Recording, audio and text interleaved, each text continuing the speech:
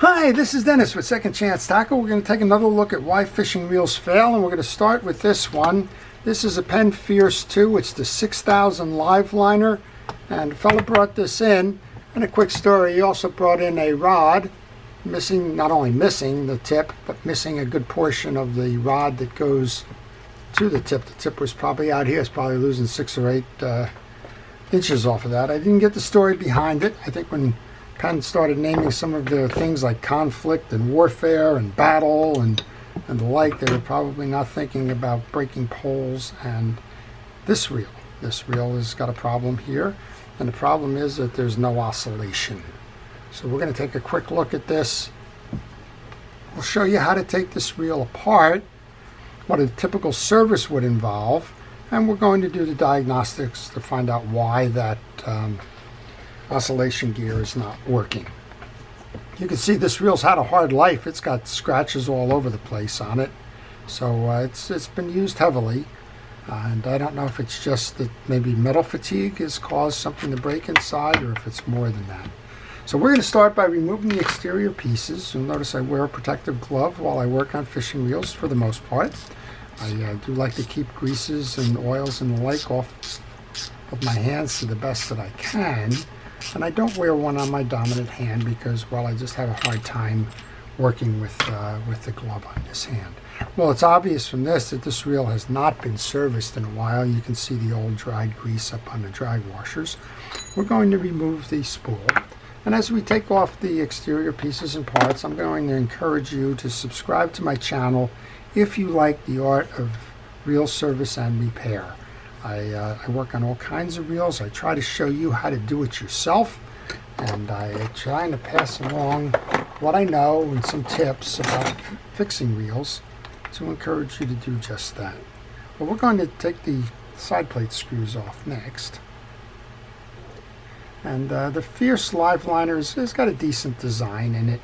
There's a couple of those Penn live liner reels, particularly if I remember the Slammer, that boy, they are difficult to work on. I call it poor design, but I guess whatever. If you lose some springs inside there, you really have quite an adventure trying to reset those springs. So there's 4 or 5 little side plate screws here. They got that machine cut to them. I forget exactly what the name of that thing is. You can use a Phillips head or a flat blade screwdriver on them, but the one set on it is kind of oval in the center as opposed to just a straight plus or slot. Alright, there's a little micro screw that holds the 2 of the release triggers off for the on and off position on it. And I didn't test this before. Probably should have, to see if the bait crank was working. I'm more concerned about why is this reel failing from a crosswind block issue, because I've got to go order parts to complete a repair. I'm assuming there's a broken part in there, but there may just be something odd going on. Perhaps there's some line or something caught in there. Kind of don't expect that, but it could occur. And we've got one more of these to take off before we can see what's going on. So we've taken out the 4 screws, and we've removed the handle side there. This will come up now because there's 2 types of cases. There's cases where the case ends at the bottom of the rotor, and there's cases where that tail goes up inside the rotor. This is one of those cases where it comes off beneath the rotor. Let's see if we can get this off now and see what we can see. I'm going to use that utility knife just to kind of slide it in under there. This is one of those tight little setups to it, so you have to come in. And I'm a little bit concerned because this is coming out and it shouldn't come out. Alright, so we have no oscillation. You can see here that the reel spins, but the oscillation is not moving. That generally means one thing and one thing only, and that's that we have broken teeth in the oscillation gear. So let's continue with this, because that may be the piece that we have to go get.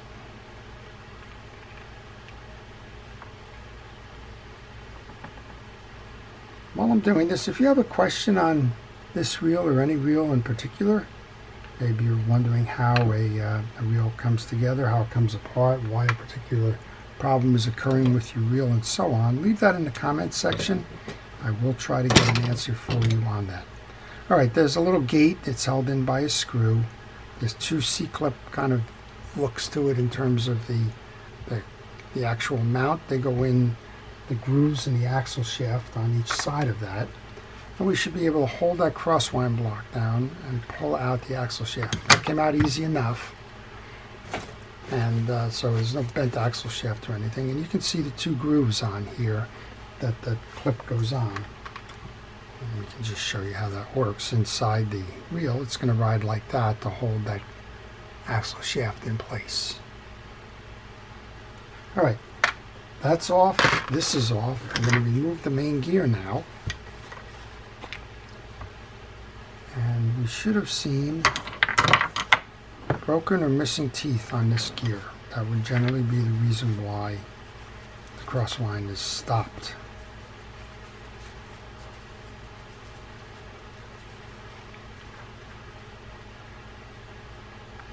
So we're not seeing it on this side, which means it has to be on the main gear side.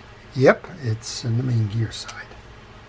So you can see pretty clearly here that all of the back end teeth that drive that oscillation gear are broken off. This is going to be quite a project to restore this reel. The reason for it is those pieces and parts had to go somewhere. So they didn't just turn to dust and fly away. They are inside the reel. I always recommend that if you're going to order the one, you order both, just as a good practice, because the chances are that there's scarring going on this one, even though the damage occurred on this one. It's usually the path of least resistance is the one taken, so the back end of that gear is the one that broke. But you can see we've kind of got mud and bad grease inside here. And I'm sure, well, I see one right there. I'm sure that all of the teeth are in here. You might not be able to see it on there, but I see at least two teeth that I picked up in there. You might see it as reflecting off of that. But this case has got to be thoroughly cleaned. Here's another one. Oh, I just heard it hit on the table there. But they're in there. And you got to make sure that all of those come out, because if you don't make them come out, they're going to just grab something, and the next thing you know, and here's two teeth here, this is an example. Those will clog up the new gearing that you put in. You can see them better here, right?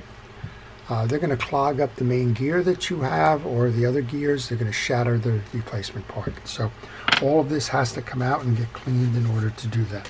So there's the quick diagnosis of this. I'm going to just go ahead and order the main gear. I'm going to order the replacement oscillation gear while I'm at it. We're going to clean the case on this. We're going to do all the things we need to do to make this thing run well. And when those gears come back, we'll be able to replace them, and we'll be ready to go fishing with this reel again.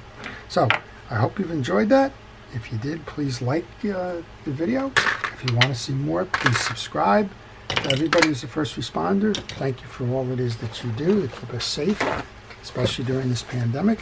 And to all, please stay watching. Have a great day fishing, and enjoy the art of reel repair. This is Dennis with Second Chance Tackle. Have a great day.